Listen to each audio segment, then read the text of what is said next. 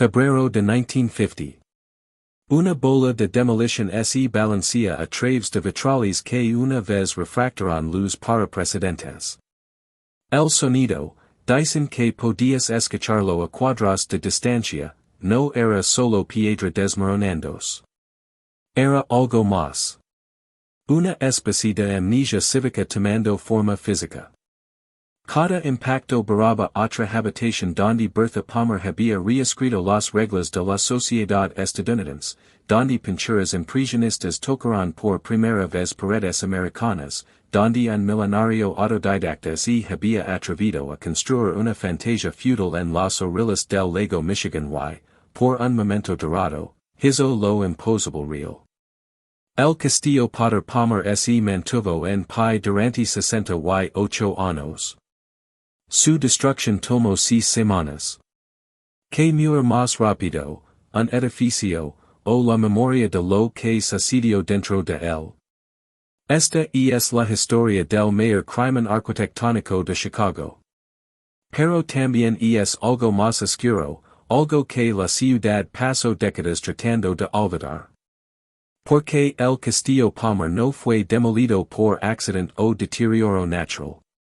Fue asesinado deliberadamente, metódicamente, por una ciudad que había decidido que su pasado era inconveniente. Y en ese asesinato, podemos leer el modelo de cómo Estados Unidos ha tratado su propia historia desde entonces, como algo desechable, algo que debe ser despejado en el momento en que deja de generar dinero. La pregunta no es por qué cayó el castillo. La pregunta es por qué lo permitimos. Potter Palmer no comenzó con castillos. Comenzó con productos textiles, que es quizás el origen menos romántico en el capitalismo estadounidense. Nacido en 1826 de padres cuáqueros en el norte del estado de Nueva York, llegó a Chicago en 1852 con capital modesto y ambición desmesurada.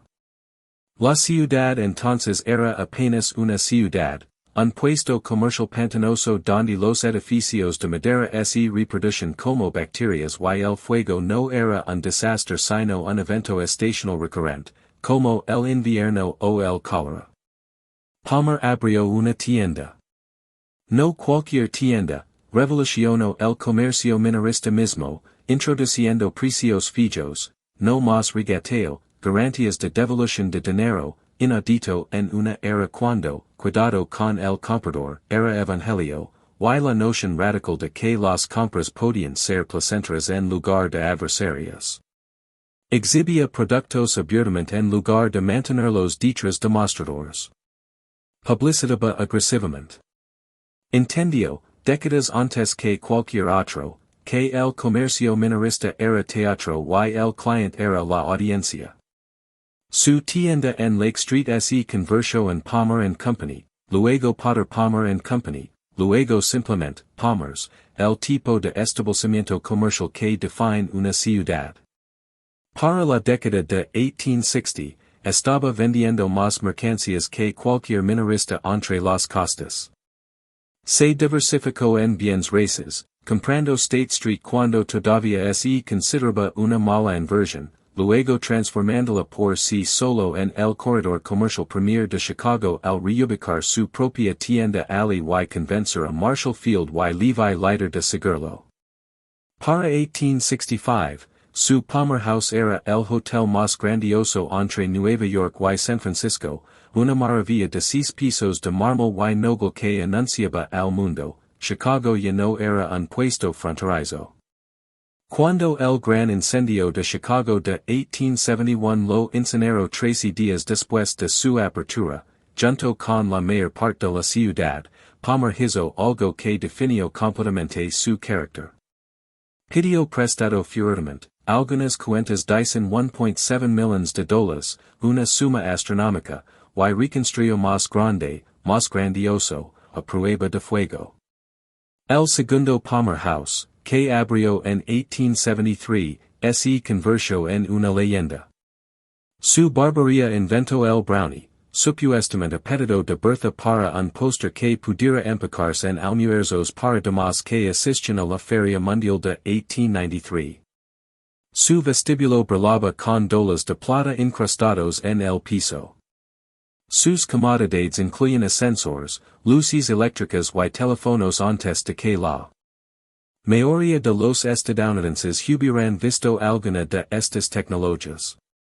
Palmer se convirtió en Chicago personificado, despiadado, inventivo, absurdamente confiado, levantándose de las cenizas una y otra vez. Acumuló riqueza a una velocidad que ponía nerviosos incluso a los contemporáneos de la Edad Dorada. Pero la riqueza te vacía si no la líneas de significado. Palmer, para la década de 1870, tenía dinero más allá de toda medida y nadie con quien compartirlo. Tenía 43 años, nunca se había casado, consumido por los negocios. Necesitaba algo más. Entra Bertha Matilda Honoré, 23 años menor que él, hija de Henry Hamilton Honoré, un desarrollador inmobiliario que había legado a Chicago en 1855 y hizo su fortuna en el mismo ciclo de incendio y reconstrucción que enriqueció a Palmer. Bertha había sido educada en conventos y escuelas de refinamiento parisinas. Hablaba francés con fluidez, estaba entrenada en historia del arte, era consumida en el piano, poseía el tipo de belleza que volvía estúpidos a los hombres y el tipo de inteligencia que los ponía nerviosos. Cuando entraba en una habitación, las conversaciones se detenían a media frase. Se casaron en 1870. Ella tenía 21 años. Él tenía 44. En el papel, parecía una transacción convencional de la Edad Dorada, belleza por riqueza, juventud por seguridad. En la práctica, se convirtió en algo más extraño y más patente, una asociación que remodelaría no solo la sociedad de Chicago sino la cultura estadounidense misma. Bertha se negó a ser decorativa. Coleccionaba pinturas impresionistas cuando el gusto estadounidense todavía las consideraba basuras sin terminar, un crítico llamó al trabajo de Monet niebla colorida. Defendía los derechos de las mujeres cuando el sufragio era una causa marginal asociada con chiflados y radicals. Convertía eventos sociales en teatro político, usando listas de invitados como armas y menús como manifiestos. Potter lo dio los recursos. Ella lo dio propósito. Juntos, decidieron construir algo que anunciaría a Nueva York, a Europa, a la historia misma. Chicago había legado, y no se disculparía por sus orígenes nacidos del pantano. Construirían un castillo. Un castillo real, honesto ante Dios, de estilo europeo, plantado audazmente en la orilla del lago Michigan como un guante arrollado a los pies del viejo dinero en todas partes. El sitio que Potter eligió en 1882 era absurdo, un lot estrecho en 1350, North Lake Shore Drive, donde Louisiana Calle Southeast encontraba con Bank Street, frente a la fría indiferencia del lago Michigan. El vecindario apenas estaba desarrollado, casas modestas, lotes vacíos, el comercio ocasional. El viento venía del agua como un asalto constante. Lake Shore Drive mismo todavía estaba sin pavimentar en lugares, más avenida que vía, diseñado para paseos tranquilos en carriage en lugar de tráfico comercial. Era el equivalente arquitectónico de plantar una bandera en la luna. Potter contrató a Henry Ives Cobb, de solo 22 años, recién salido de estudiar arquitectura en la firma de su padre, y Charles Sumner Frost, igualmente joven y hambriento.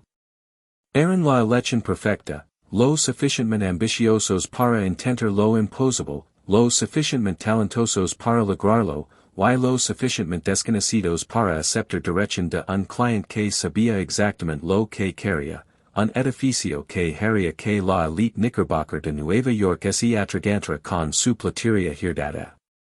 El estilo que eligieron, románico richardsoniano, era perfecto para un hombre que había construido su fortuna a través de determinación bruta. Nombrado por Henry Hobson Richardson, suya Trinity Church en Boston y otros edificios emblemáticos habían demostrado que la arquitectura estadounidense no necesitaba ser un eco tímido del refinamiento europeo, el estilo era pesado, musculoso, sin disculpas. Richardson había muerto en 1886, pero su influencia se estaba extendiendo como fuego por la arquitectura estadounidense. En la década de 1880. El Castillo Palmer sería un homenaje y un desafío, más grande que Trinity Church, más audaz, más desafiante. La construcción comenzó en 1882 y inmediatamente se convirtió en el deporte de espectadores favorito de Chicago. Los cimientos solos requirieron ingeniería innovadora, anclar una fortaleza de piedra de 3 pisos en suelo frente al lago propenso a cambios y hundimientos.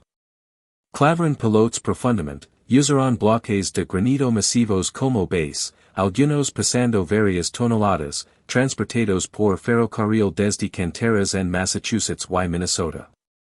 Los periódicos informaban sobre cada envío como si fuera noticias internacionales.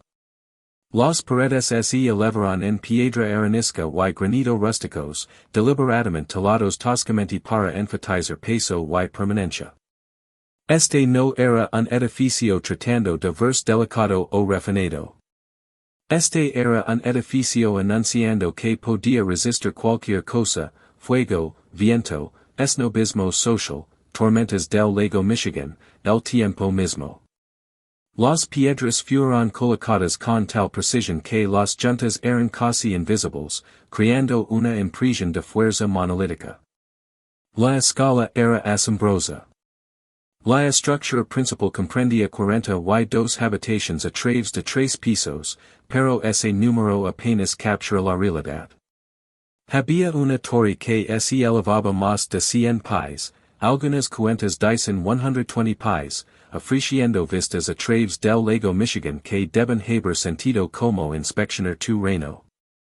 La huela cubría aproximadamente 100 pies por 100 pies, aunque la forma irregular y los elementos que sobresalían la hacían sentir aún más grande. La entrada principal, un arco románico masivo que se convirtió en el elemento característico del edificio, podría haber tragado un vagón de ferrocarril entero. Estaba profundamente empedrado, creando sombra dramática incluso en días brillantes, y flanqueado por aberturas arcuadas más pequeñas que enfatizaban el dominio del arco central. El porte-cochere, una característica arquitectónica en la que Potter insistió, permitía que los carruajes se detuvieran directamente dentro, depositando a los invitados en un vestíbulo que se sentía más como una catedral que como un hogar. Esto era práctico, los inviernos de Chicago son brutales, pero también teatral. No simplemente ligabas al Castillo Palmer.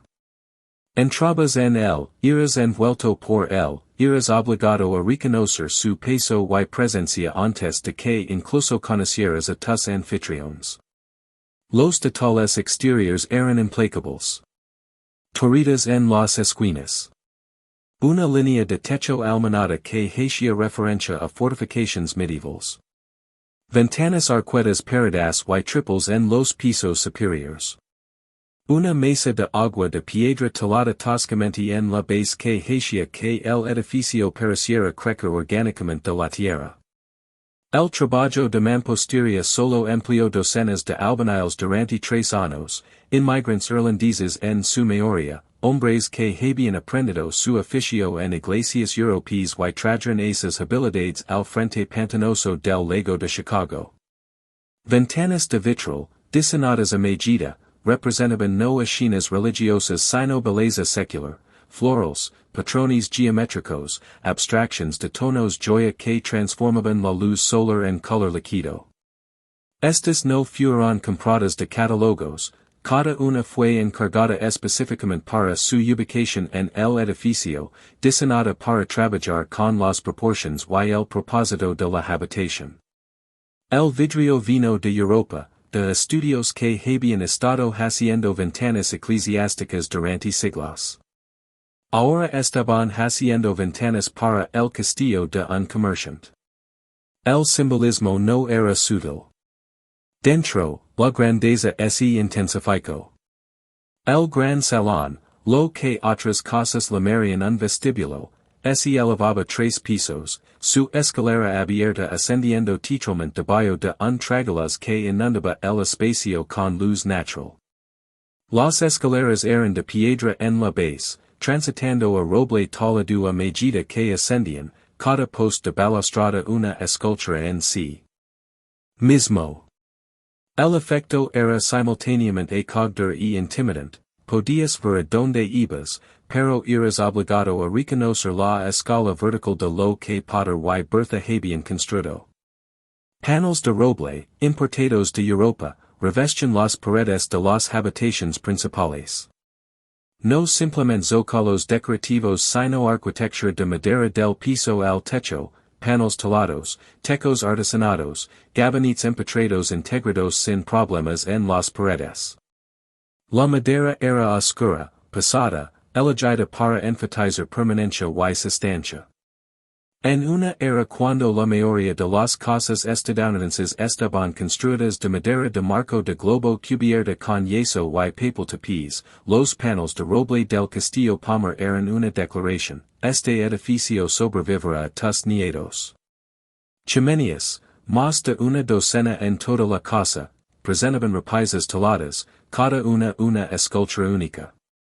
Algunas eran simples y geométricas, enfatizando el peso natural de la piedra. Otras estaban elaboradamente taladas con foliage, grotescos, elementos heráldicos tomados de castillos europeos. Las chimeneas no eran meramente funcionales, aunque con los inviernos de Chicago, la funcionalidad importaba. Eran marcadores territoriales, cada una anunciando, esta habitación me pertenece. El salón de baile ocupaba la mayor parte del ala norte del segundo piso, sus dimensiones permitiendo 300 invitados cómodamente, o 400 incómodamente, lo cual sucedía frecuentemente. El techo era roble artesanado, las paredes cubiertas con damasco de seda que podía cambiarse estacionalmente. Puertas francesas se abrían a un balcón con vista al lago, permitiendo a los invitados salir afuera en las noches cálidas y sentir la brisa mientras la orquesta tocaba dentro. Pero la galería de arte era la obsesión particular de Bertha. Ubicada en el tercer piso con exposición norte, ideal para ver pinturas, sus paredes estaban cubiertas con damasco de seda carmesí, mejor para mostrar las pinturas que estaba adquiriendo silenciosamente de Europa, Monets, Renoirs, Pizarros, obras que los coleccionistas de Nueva York todavía ridiculizaban como bocetos sin terminar. La habitación no era meramente almacenamiento para arte. Era una declaración sobre lo que el arte podía ser, sobre la sofisticación cultural de Chicago, sobre la visión de Bertha del gusto estadounidense. Estaba construyendo la mejor colección de pinturas impresionistas francesas en Estados Unidos, exhibida casualmente en una casa privada como si Renoir y Degas fueran simplemente decoración interior. El costo. Las cuentas contemporáneas variaban enormemente, sugiriendo entre $90,000 y $150,000, aunque la cifra más alta puede haber incluido mobiliario y compras iniciales de arte. Un periódico de Chicago afirmó que el costo final excedió $1 million, aunque esto parece inflado. Ajustar por inflación apenas captura la realidad. Esto no era solo dinero. Esto era artesanía europea importada, todo personalizado, materiales transportados a medio camino a través de un continente, costos laborales que incluyen alojamiento y alimentación de docenas de trabajadores durante 3 años. El proceso de construcción mismo requirió una pequeña aldea, albañiles, carpinteros, vidrieros, yeseros, trabajadores del metal, pintores, paisajistas. ¿Quién lo construyó? Ahí está la parte invisible de la historia. Los arquitectos obtuvieron sus nombres grabados en la historia, como continuaría designando la Biblioteca Newberry, el edificio de la Asociación Atlética de Chicago, y gran parte del campus de la Universidad de Chicago. Frost diseñaría la estación de ferrocarril de Chicago y Northwestern y numerosos edificios comerciales. Potter y Bertha obtuvieron la gloria, sus nombres en cada periódico, sus fiestas relatadas en columnas sociales. Pero las manos que realmente levantaron esas paredes, toleran ese roble, ajustaron esas ventanas, esas pertenecen a trabajadores inmigrantes cuyos nombres ningún periódico registró. Albaniles irlandeses que habían aprendido su oficio construyendo iglesias en Cork y Dublin. Carpinteros alemanes entrenados en técnicas de ebanistería centenarias. Yeseros italianos que podían hacer que la ornamentación del techo pareciera en cage congelado. Vidrieros de Inglaterra instalando esas ventanas de vitral masivas en inviernos de Chicago que podían congelar dos herramientas de metal. Hombres que vivían en pensiones en el West Side, trabajaban 12 horas al día en todo clima, y regresaban a apartamentos que las inversiones inmobiliarias de Palmer a menudo poseían. Construyeron belleza que nunca habitarían, crearon espacios que solo entrarían a través de entradas de servicio. El Castillo se elevó sobre espaldas que la historia olvidó contar, construido por manos que no dejaron firma excepto en las piedras mismas. El Castillo Palmer abrió en 1885, y la Sociedad de Chicago colectivamente perdió la cabeza. La primera gran recepción, un baile para 800 invitados, requirió una estructura de carpa temporal en los jardines porque incluso 42 habitaciones no podían contener la ambición de Bertha. El Chicago Tribune desplegó adjetivos como artillería, magnífico, estupendo, sin paralelo, sin rival en el oeste. Pero debajo de la cobertura sin aliento, podías detectar algo más, una especie de pregunta ansiosa. ¿Era esto gusto, o era exceso? ¿Era Potter Palmer un visionario, o un nuevo rico intentando demasiado? ¿Era el Castillo la joya de la corona de Chicago o su vergüenza? Bertha respondió esa pregunta haciendo algo radical, hizo que el Castillo funcionara. Lo convirtió en la embajada cultural no oficial de Chicago, organizando no solo bailes de sociedad sino salones intelectuales, exhibiciones de arte, recaudaciones de fondos políticos, lecturas literarias. El Castillo se volvió permeable de maneras que las mansiones del viejo dinero en Nueva York nunca lo fueron. Si eras interesante, artista, escritor, activista, dignatario extranjero, podrías recibir una invitación independientemente de tu cuenta bancaria o árbol genealógico. Esto era revolucionario. Se suponía que la sociedad de la Edad Dorada debía ser sobre exclusión, sobre lineages y crianza. Bertha la hizo sobre ideas y logros. Las salas de estar del Castillo vieron sufragistas debatiendo derechos de voto con demás de sociedad que nunca habían considerado la cuestión. El comedor organizó cenas donde empresarios se cenaban junto a podas, donde cerveceros nacidos en Alemania conversaban con brahmins de Boston. Bertha hablaba francés con fluidez y lo usaba para poner a gusto a los visitantes europeos, haciéndoles entender que Chicago pantanosa, humante, matadero, no era el desierto cultural que habían asumido. Cuando la Exposición Mundial Colombina llegó a Chicago en 1893, el evento que transformaría la ciudad de advenedizo regional a jugador global, Bertha fue nombrada el único miembro femenino de la Comisión Nacional y presidenta de la Junta de Gerentes de Damas. Era una posición de poder genuino, supervisando el edificio de la mujer, coordinando la participación internacional de mujeres, administrando un presupuesto de más de $200,000. Usó el Castillo como sede no oficial, organizando delegados internacionales para reuniones de desayuno, entreteniendo a sufragistas y reformadores, aprovechando su posición social para avanzar causas de mujeres.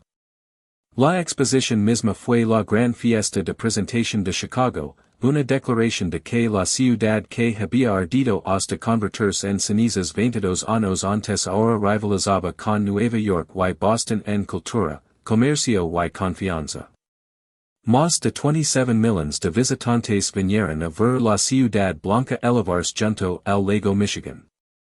Muchos de esos visitantes terminaron en el Castillo Palmer, donde Bertha mantuvo la corte como la reina no oficial de la feria.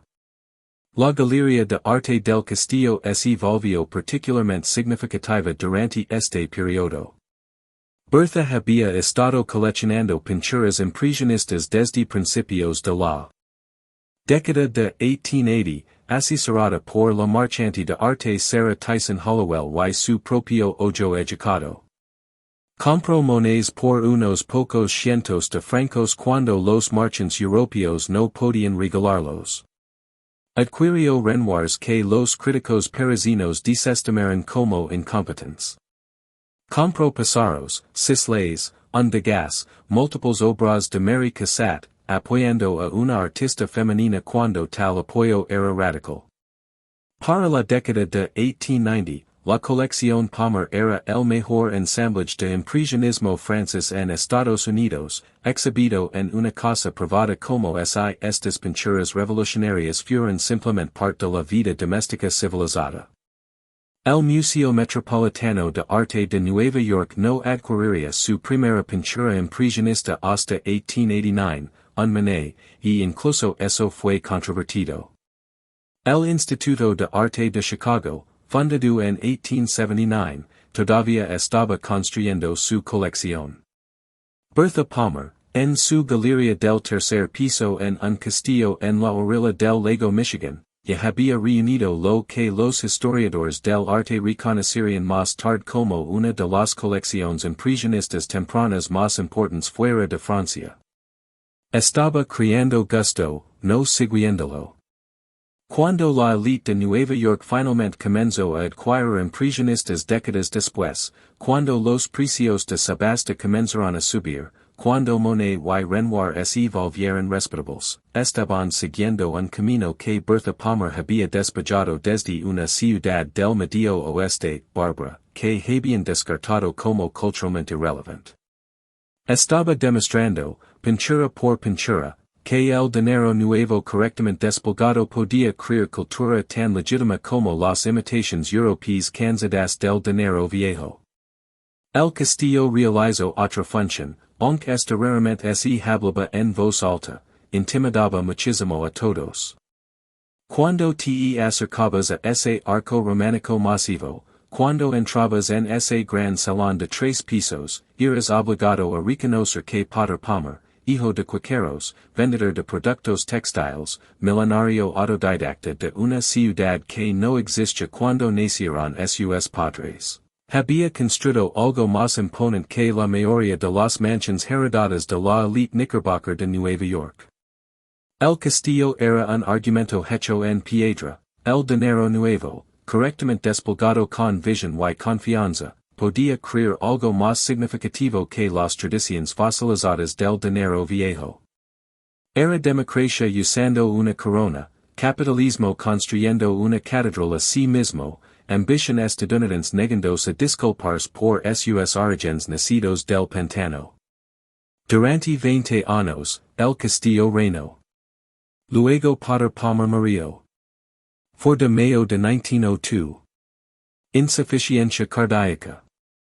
Tenía 75 años, todavía activo en los negocios, todavía planeando nuevas empresas, todavía creyendo que mañana sería más grande que hoy. Su muerte no fue inesperada, había estado desacelerándose durante un año, pero fue de alguna manera imprevista, como si un hombre tan vital no pudiera simplemente cesar. El Imperio Palmer, hotels, bienes raíces, inversiones que abarcaban el núcleo comercial de Chicago, pasó a Bertha y sus dos hijos, Potter Jr., nacido en 1875, y Honoré, nacido en 1874, nombrado por el padre de Bertha.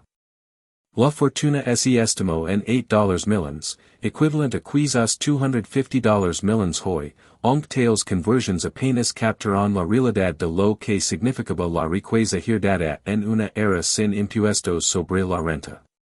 El Castillo, repentinamente, era el hogar de una viuda.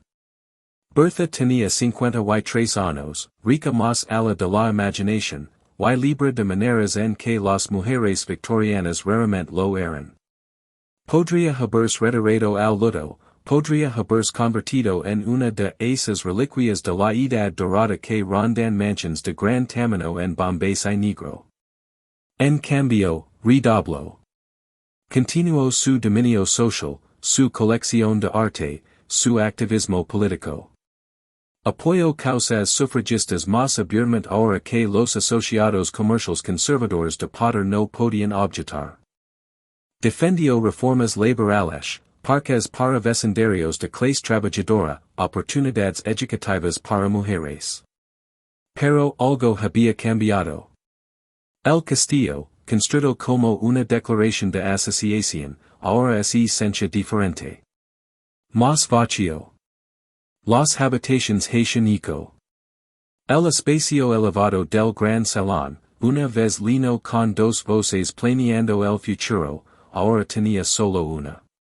Comenzó a pasar más tiempo en Florida, donde Potter había invertido fuertemente en bienes raíces de Sarasota comenzando en 1910. Construyó una finca de invierno allí, Osprey Point, más tarde conocida como The Oaks, y versió energía en desarrollar Sarasota como un resort de invierno para norteños adinerados. Chicago comenzó a verla menos. El Castillo, aunque todavía magnífico, comenzó a sentirse como un decorado sin obra. Luego vino la Primera Guerra Mundial, y el mundo que los Palmer habían construido simplemente terminó. La edad dorada ya había estado muriendo, los progresistas atacaron sus excesos, los reformadores expusieron sus hipocresías, los sindicatos desafiaron sus supuestos, pero la guerra la mató completamente. El optimismo de la edad dorada, la creencia de que la riqueza podía comprar civilización, que el progreso era inevitable, que la plutocracia estadounidense era una especie de aristocracia iluminada, todo murió en las trincheras de Europa. El mundo de posguerra tenía menos paciencia para castillos, menos tolerancia para el tipo de lujo descarado que representaba la mansión Palmer. La nueva generación de chicagoenses adinerados construyó de manera diferente, más elegante, más moderna, menos desafiante. Los castillos comenzaron a verse como arrogancia, como reliquias de una era desacreditada. Bertha Palmer murió en 1918, en Florida, lejos del castillo que había sido su obra maestra. Tenía 69 años. Pneumonia, siguiendo lo que los periódicos llamaron una breve enfermedad, aunque había estado en salud declinante durante meses.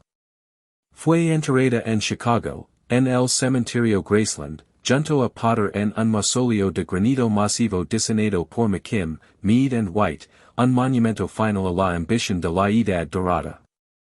Sus hijos heredaron todo, incluyendo una fortaleza masiva que ni necesitaban ni querían. Potter Jr. y Honoré tenían sus propias familias, sus propias casas en el vecindario Gold Coast en rápido desarrollo justo al sur del castillo. Habían crecido en el castillo, ciertamente, pero era el sueño de sus padres, no el de ellos. El edificio representaba una era que habían superado, un estilo de vida cada vez más en desacuerdo con la modernidad simplificada del siglo XX. Lo mantuvieron por un tiempo, lo mantuvieron diligentemente, ocasionalmente lo usaron para reuniones familiares y eventos de caridad. Pero ya se estaba convirtiendo en un museo de una era muerta, un monumento a ambiciones que se sentían cada vez más extrañas. La década de 1920 no fue amable con la arquitectura de la edad dorada. La prohibición mató la cultura de entretenimiento lujoso que había justificado cosas como el Castillo Palmer. La Gran Depresión terminó cualquier romanticismo persistente sobre el exceso plutocrático. Para la década de 1930, el Castillo era un anacronismo, costoso de mantener, solo las facturas de calefacción eran astronómicas, imposible de dotar de personal adecuadamente en una era cuando el servicio doméstico estaba declinando, ocupando valiosos bienes raíces frente al legado que podría ponerse uso más rentable. El vecindario a su alrededor también había cambiado. Lake Shore Drive se estaba transformando de una avenida tranquila en una vía urbana importante. Los edificios de apartamentos de gran altura estaban comenzando a elevarse a lo largo del frente del lago, bloqueando las vistas al lago del Castillo, haciéndolo verse cada vez más aislado y fuera de lugar. La huella masiva del Castillo, ocupando espacio que podría subdividirse en docenas de lotes de construcción rentables, comenzó a verse menos como orgullo cívico y más como dinero desperdiciado. Los herederos de Palmer, leyendo la escritura en la pared, comenzaron a explorar options. ¿Podría el Castillo ser convertido? ¿Convertido en un museo? ¿Donado a una institución? Pero, ¿quién quería una fortaleza románica de 42 habitaciones en 1940? Los costos operativos solos eran prohibitivos. El Instituto de Arte de Chicago lo consideró brevemente como una galería satellite potencial o espacio para eventos, luego declinó, demasiado costoso de calentar, demasiado difícil de asegurar, demasiado costoso de adaptar para uso público. La Sociedad Histórica de Chicago expresó interés moderado, luego retrocedió cuando calcularon los costos de seguro. Los compradores privados eran aún más escasos. ¿Quién tenía el dinero o el deseo de mantener un castillo? Las mansiones de la Edad Dorada estaban siendo demolidas o convertidas a uso institucional en todas las ciudades estadounidenses. La generación que las había construido estaba muriendo, y sus hijos querían cosas que no requirieran pequeños ejercicios de servientes para operar. Luego vino la Segunda Guerra Mundial, y el cálculo cambió nuevamente. El esfuerzo de guerra demandaba eficiencia, modernidad, pensamiento hacia adelante. Cada recurso se suponía que debía contribuir a la victoria. Los castillos no eran solo imprácticos, eran activamente ofensivos, símbolos del tipo de feudalismo europeo contra el que supuestamente Estados Unidos estaba luchando. El castillo representaba desigualdad, riqueza concentrada, pretensión aristocrática. La América de posguerra iba a ser diferente, democrática, igualitaria, moderna. Para 1945, el Castillo Palmer no era un hito. Era una vergüenza, una reliquia del exceso de los barones ladrones que ya no se alineaba con los valores estadounidenses. Los herederos tomaron su decisión. Lo demolirían. El anuncio llegó en 1949. El Castillo Potter Palmer, la residencia privada más distintiva de Chicago durante más de 6 décadas, sería derribado para dar paso a, bueno, esa parte era inicialmente vaga. Desarrollo moderno. Edificios de apartamentos, muy probablemente. O tal vez un hotel. Algo que tenía sentido económico. Algo que generaba ingresos constantes de cada pie cuadrado. Algo efficient. La respuesta fue sorprendentemente silenciada. Algunos críticos de arquitectura escribieron artículos levemente desaprobadores, notando la pérdida de un ejemplo románico richardsoniano importante. El Chicago Tribune publicó una serie fotográfica nostálgica mostrando el castillo en sus días de gloria, con títulos lamentando tiempos cambiantes. El Instituto de Arte expresó pesar. El capítulo de Chicago del Instituto Americano de Arquitectos emitió una declaración deplorando la pérdida. Pero no hubo esfuerzo de preservación organizado, no hubo protesta pública, ningún benefactor rico apareció para salvarlo. Nadie se encadenó a las puertas. No hubo campanas de petitions. No hubo indultos de última hora. Chicago, colectivamente, se encogió de hombres y miró hacia otro lado. ¿Por qué? Como deja una ciudad que su edificio privado más icónico desaparezca sin lugar. Parte de la respuesta era práctica y legal. La preservación histórica como movimiento formal apenas existía en la América de 1949. No había registro nacional de lugares históricos, eso no se crearía hasta 1966. No había mecanismo legal para proteger edificios de propiedad privada. No había ordenanzas de distritos históricos. El National Trust for Historic Preservation no se fundó hasta 1949, el mismo año en que se anunció la demolición, y no tenía poder más allá de la persuasión moral. Si los herederos de Palmer querían demoler su propiedad, ese era su derecho legal absoluto. Los derechos de propiedad triunfaban sobre todo lo demás. Pero la respuesta más profunda era cultural. Chicago, y Estados Unidos en general, había decidido que su pasado de la Edad Dorada era algo de lo cual escapar, no preservar. El Castillo representaba todo lo que los estadounidenses de posguerra afirmaban rechazar, desigualdad, exceso, riqueza concentrada, pretensión aristocrática. Fue construido por barones ladrones mientras los inmigrantes vivían en apartamentos. Consumía recursos que podrían albergar docenas de familias. Era una fantasía medieval en una ciudad luchando con escasez de vivienda moderna. Se suponía que la América de posguerra debía ser democrática, igualitaria, mirando hacia adelante. Los castillos no encajaban en esa narrativa.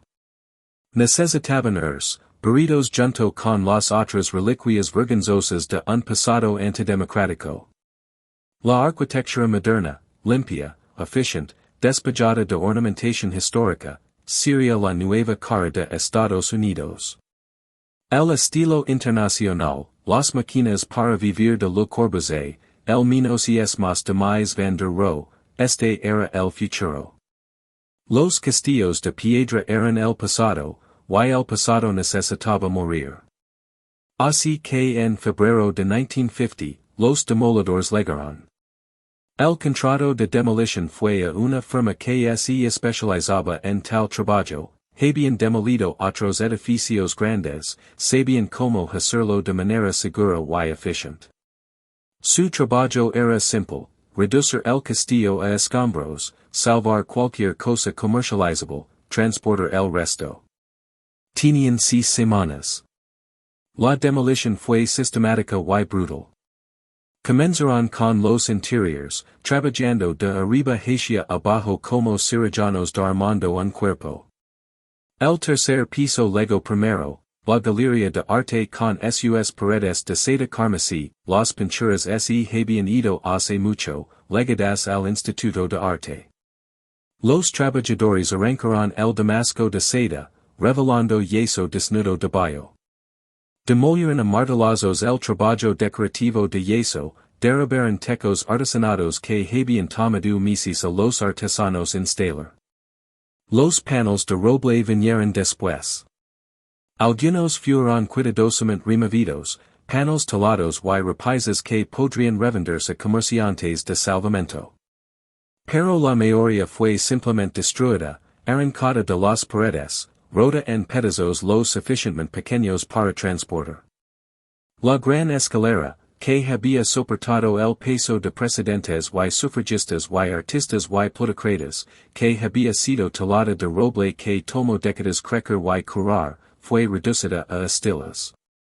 Las chimeneas, cada una obra maestra talada, fueron demolidas a martilazos hasta convertirse en escombros.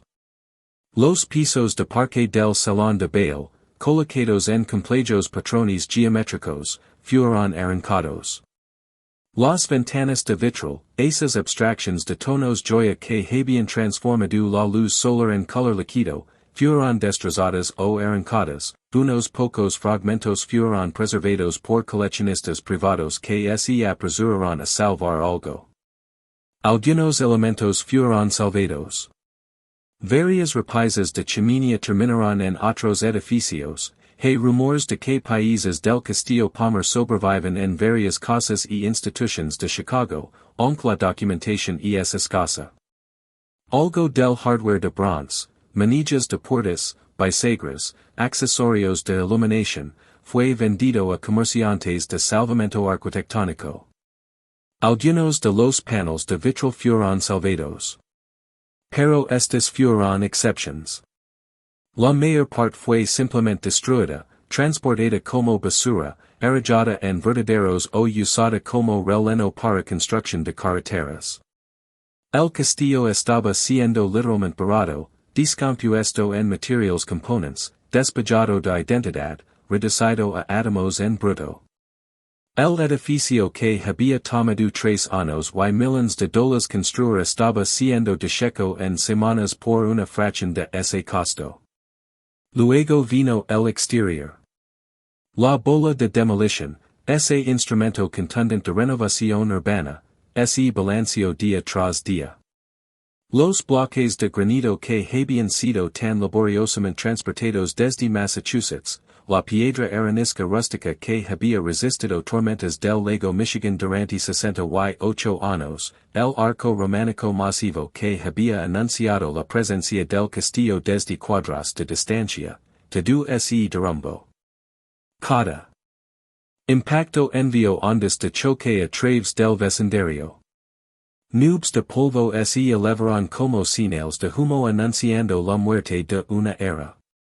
Las ventanas en edificios cercanos vibraron. El sonido, informaron testigos, era apocalíptico, no solo demolición sino profanación.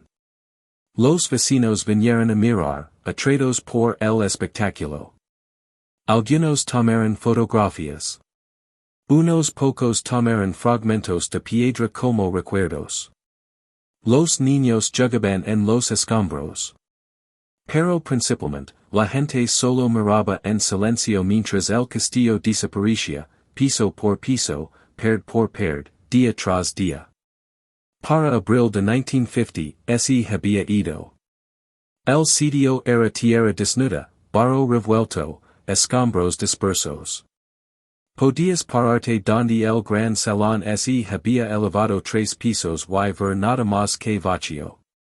68 años de historia, 3 años de construcción, millones de dólares en arte y artesanía, el trabajo de docenas de trabajadores inmigrantes cuyos nombres nunca conoceremos, obliterado en 6 semanas.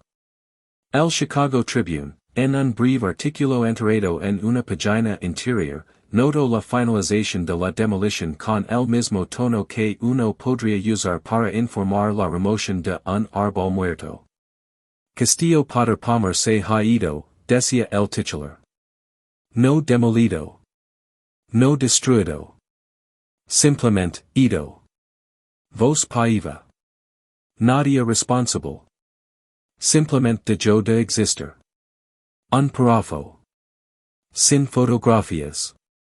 Sin obituario para un edificio que había albergado precedentes, albergó una de las mejores colecciones de arte de Estados Unidos, sirvió como sede para la Exposición Mundial Colombina. Ido. En las décadas que siguieron, el sitio se convirtió exactamente en lo que la economía demandaba, rentable y olvidable. 2 torres de apartamentos de gran altura se elevaron en el lugar del castillo, 1350 y 1360, North Lake Shore Drive, completadas a principios de la década de 1950. Son de 22 pisos de altura, ladrillo y concreto, diseñadas en el estilo modernista despojado popular en la América de Pesquera. Maximizan las vistas al lago que una vez pertenecieron solo a Potter y Bertha, empacando docenas de apartamentos en la misma huela que ocupaba el castillo. Los edificios están bien. Son servicials. Albergan cientos de personas. Ran ingresos de alquiler constans. Son, en todos los sentidos económicos medibles, un uso más eficient de la tierra. Son total, catastróficamente aburridos. Pasa por ellos hoy no veras nada que sugiera lo que estuvo ali antes. Sin placa. Sin marcator. Sin conmemoration en la acera. Sin indication de que este tramo particular de Lake Shore Drive una vez sostuvo un edificio tan audaz que hizo que los aristocratas europeos hervieran de envidia. El Chicago Tribune finalmente instaló un marcator de distinción en la década de 1990, pero es fácil de perder, una pequeña placa notando la importancia histórica del sitio sin capturar ningún sentido de lo que se perdió. Las torres de apartamentos son anónimas. Podrían estar en cualquier lugar, Miami, Minneapolis, Manhattan. No tienen relación con su sitio más allá de maximizar su potencial comercial. No cuentan ninguna historia excepto la historia de asignación eficiente de capital. Son edificios diseñados para albergar personas y generar ganancias, nada más. Chicago olvidó completamente. El Castillo Palmer desapareció de la conciencia cívica con notable velocidad. Para la década de 1960, la mayoría de los chicagoenses menores de 40 no tenían memoria de él. Para la década de 1980, era una nota al pie en historias arquitectónicas. Incluso hoy, entre personas que se consideran conocidas de la historia de Chicago, el Castillo Palmer provoca miradas en blanco. Potter Palmer. Oh sí, el hotel. Bertha Palmer. Algo sobre la feria mundial. Pero el Castillo. Edo. No solo físicamente sino mentalmente, borrado de la memoria colectiva. Pero aquí está lo que me persigue, la demolición del Castillo Palmer no fue única. Fue una plantilla, una prueba de concepto, una demostración de que incluso los edificios más significativos podrían ser destruidos con oposición mínima si la economía era favorable y la narrativa lo suficientemente convincente. En la década siguiente a la demolición del Castillo Palmer, Chicago demolió docenas de edificios históricamente significativos. El patrón era siempre el mismo, declarar el edificio impráctico, enfatizar los beneficios económicos de la destrucción, desestimar a los preservacionistas como sentimentalistas nostálgicos, demoler rápidamente antes de que la oposición pueda organizarse, construir algo rentable y olvidable, nunca mirar atrás. La era de renovación urbana de las décadas de 1950 y 60 fue catastrófica para el patrimonio arquitectónico estadounidense.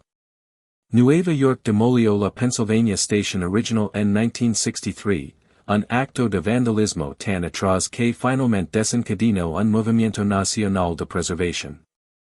El clamor por Penn Station llevó directamente a la Comisión de Preservación de Hitos y al movimiento de preservación histórica más amplio. Pero para entonces, innumerables edificios ya se habían ido. Chicago demolió el edificio de la Bolsa de Valores de Chicago de Louis Sullivan en 1972 a pesar de protestas masivas. Los preservacionistas lucraron durante años, organizaron campañas, presentaron demandas. Richard Nicol, un fotógrafo arquitectónico, murió en el edificio documentando detalles ornamentales antes de que fueran destruidos, aplastado cuando una escalera colapsó durante la demolición. Su muerte se convirtió en un grito de guerra para la preservación. Pero el edificio aún se derrumbó. Philadelphia, Boston, St. Louis, San Francisco, cada ciudad importante estadounidense tiene una lista de edificios irreemplazables destruidos en nombre del progreso, la eficiencia, la modernidad. El patrón, establecido con el Castillo Palmer y innumerables otros edificios demolidos con apenas un susurro de protesta, demostró ser devastadoramente efectivo. El Castillo Palmer estuvo entre los primeros, y su demolición estableció las reglas, la economía triunfa sobre la cultura, la eficiencia vence la belleza, el futuro siempre importa más que el pasado, y las objeciones pueden ser desestimadas como sentimentalismo. Estas reglas dieron forma al desarrollo urbano durante décadas y continúan dando forma hoy.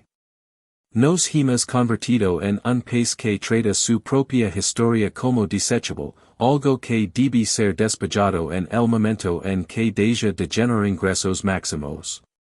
La pérdida no es meramente estética. Cuando demolamos el Castillo Palmer, perdemos más que un edificio. Perdemos una conexión física con las personas que construyeron Chicago, no solo Potter y Bertha, sino los artesanos inmigrantes cuyas manos toleran ese roble y ajustarán esa piedra. Perdemos un recordatorio tangible de cómo se ve la audacia, que sucede cuando alguien decide que las reglas no se aplican a ellos y construye un castillo en un pantano. Perdemos una herramienta de enseñanza, un lugar donde las generaciones futuras podrían caminar a través de habitaciones y entender, visceralmente, como se sentir realmente la edad dorada, no a través de fotografías o texto, sino a través del espacio y la luz y la escala. Perdemos un espejo. Porque el Castillo Palmer, con todo su exceso, reflejaba algo verdadero sobre Estados Unidos, nuestra creencia de que cualquiera, incluso un comerciante de productos textiles del norte del estado de Nueva York, podría construir algo eterno. Que el dinero nuevo podía crear cultura. Que el pasado no tenía que determinar el futuro. El castillo era un argumento por la posibilidad, por la transformación, por la idea de que podrías rehacer a ti mismo y al mundo a tu alrededor a través de pura voluntad y recursos. Su demolición reflejó algo verdadero también, nuestra creencia de que nada es eterno excepto el cambio, que la economía triunfa sobre la cultura, que el pasado siempre es menos importante que las ganancias del próximo trimestre. Que preferiríamos tener anonimato eficiente que grandeza difícil.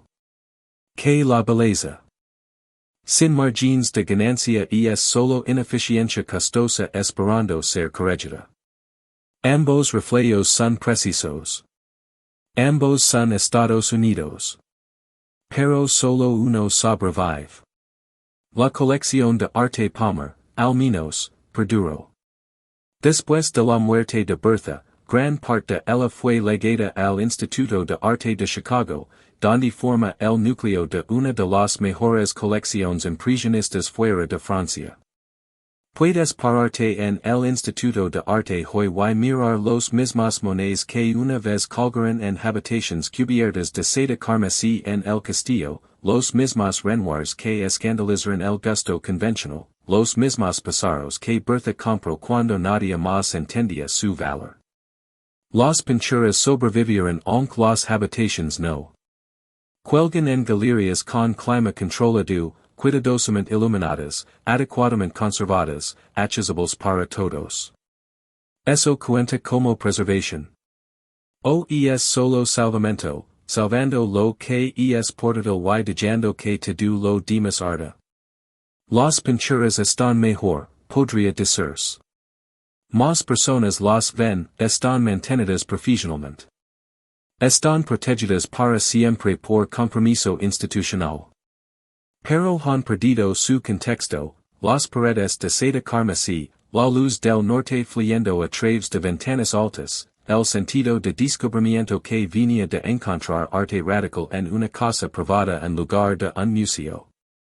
Han sido preservadas pero también neutralizadas, hecas seguras. Pienso en las personas que demolieron el castillo. La cuadrilla de demolición que pasó 6 semanas destruyendo sistemáticamente algo más hermoso y históricamente significativo de lo que ellos mismos jamás construirían.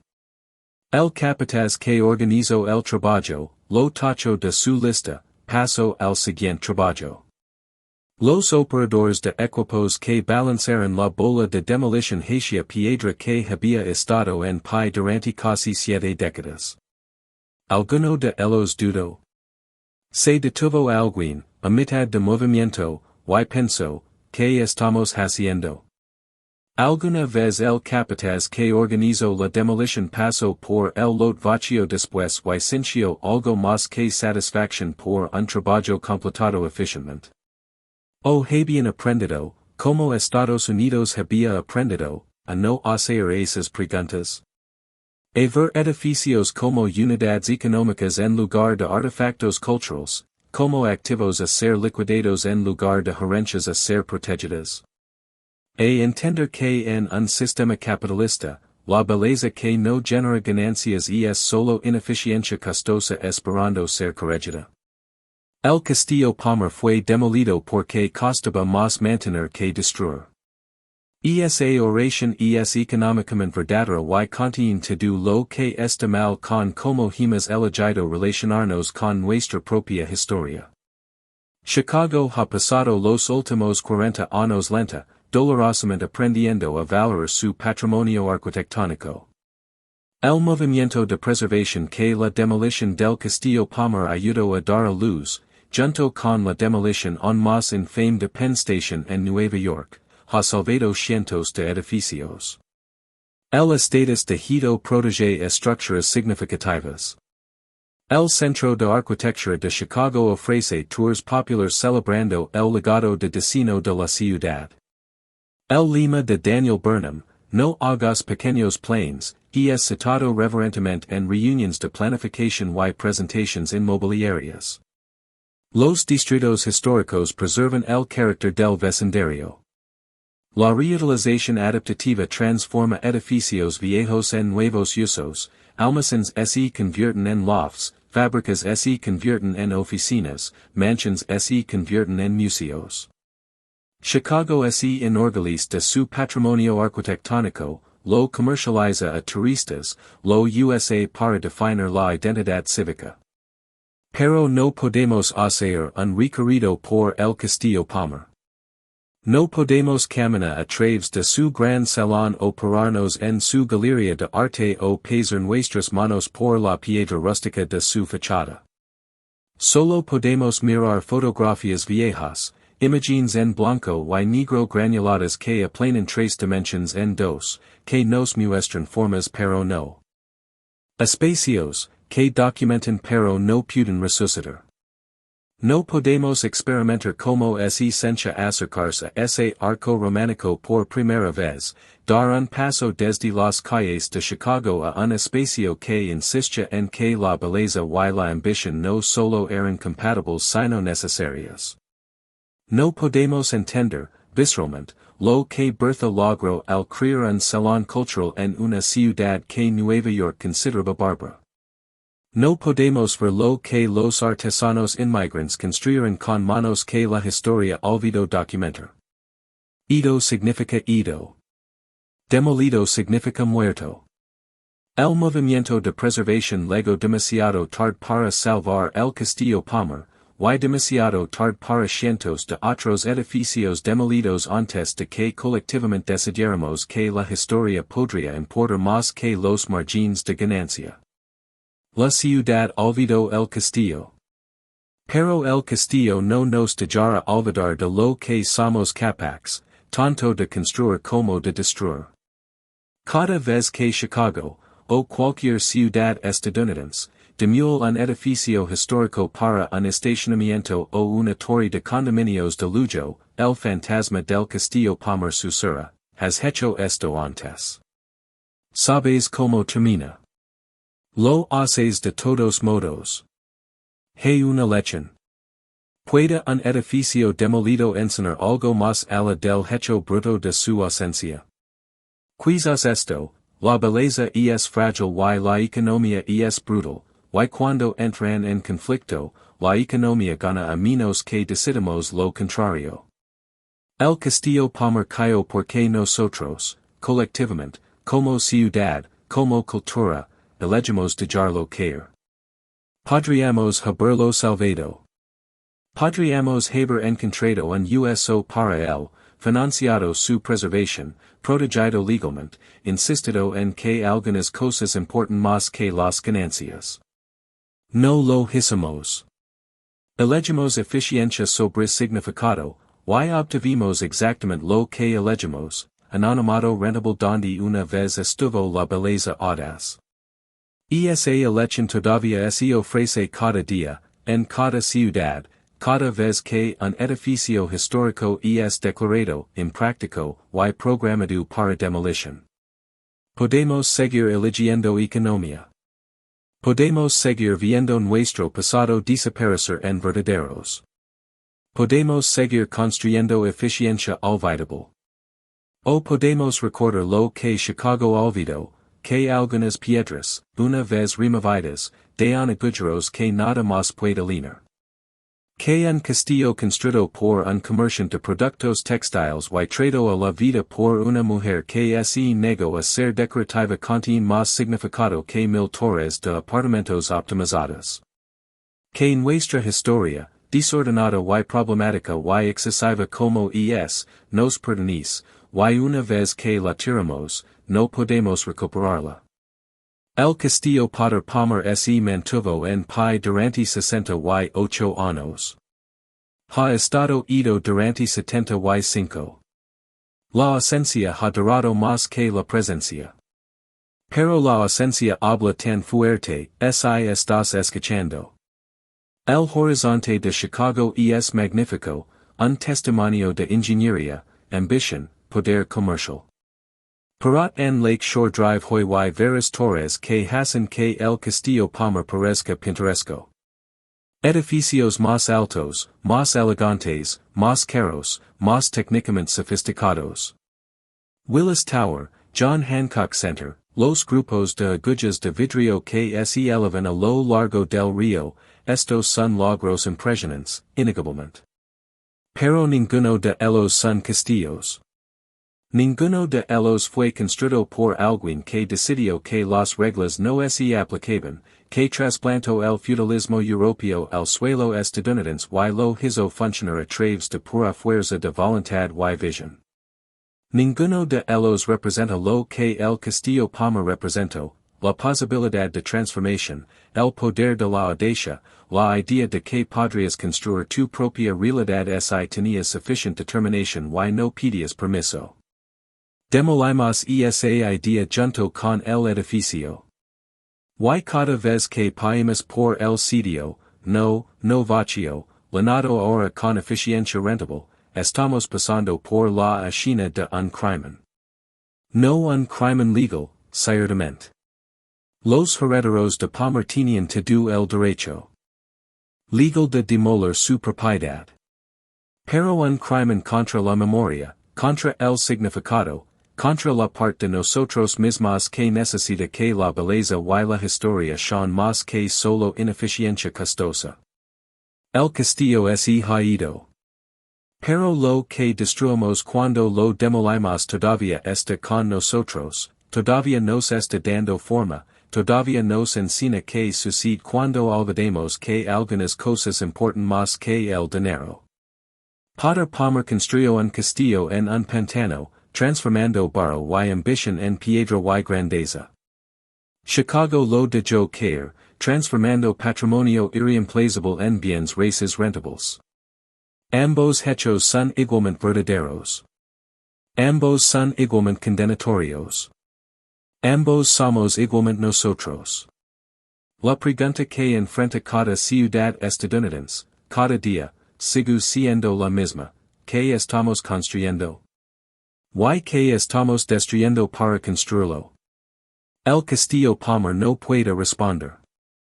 Pero su ausencia hace la pregunta una y otra vez, un diente perdido en la sonrisa de la ciudad, un vacío que nada más puede llenar. Somos los herederos de un país que construye castillos y los derriba, que cree belleza y la destruye, que valora todo y no preserva nada. El fantasma del castillo Palmer persigue cada demolición, cada cálculo de uso más alto y mejor, cada vez que los margines de ganancia triunfan sobre la preservación. Chicago olvidó el castillo. Pero algunas ausencias se niegan a ser olvidadas. Algunas perdidas resuenan más fuerte de lo que la presencia jamás lo hizo. Algunos crímenes continúan mucho después de que la víctima ha desaparecido. La bola de demolición se balanceó en febrero de 1950. Todavía se está balanceando.